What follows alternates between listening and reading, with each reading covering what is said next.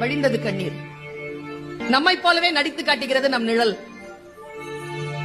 அந்த மயானத்திற்கு உயிர் தந்தது ஒரு பிணம்.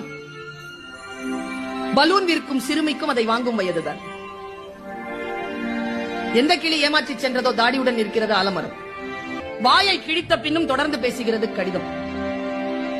லாரி நிறைய மரம், இறையுடன் கூட்டை தேடும் தாய்க்குருவி. காற்றுக்கு சலிப்பதே இல்லை, ஒரே புத்தகத்தை 1000 முறை புரட்டுகிறது. இலையின் நடனம், அதே காற்று, இலையின் மரணம். சரிந்த மேம்பாலம், இழிபாடுகளுக்கு இடையில் சிக்கியது ஊழல்.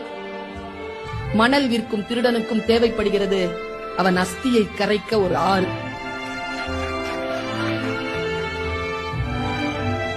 பெருங்கடலை அசைத்துக் கொண்டிருக்கிறது மீன் குஞ்சின் சின்ன துடுப்பு. காக்கை கூட்டில் காத்திருக்கும் இசை, குயில் முட்டை. பூதாங்குழல் இசைக்கிறாள் அம்மா, நடனமாடுகிறது நெருப்பு. வறுமையால் படிப்பை பாதியோடு நிறுத்திவிட்டனர் எதிர்வீட்டு லட்சுமியும் சரஸ்வதியும்.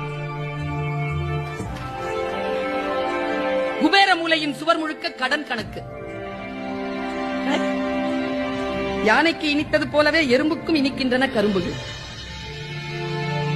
குழியில் விழுந்த யானை ஏறி செல்லும் எறும்பை வியப்புடன் பார்க்கிறது. படத்தில் இருந்தாலும் ஆணி அடித்தே மாட்டப்படுகிறார் சிலுவையில் இயேசு.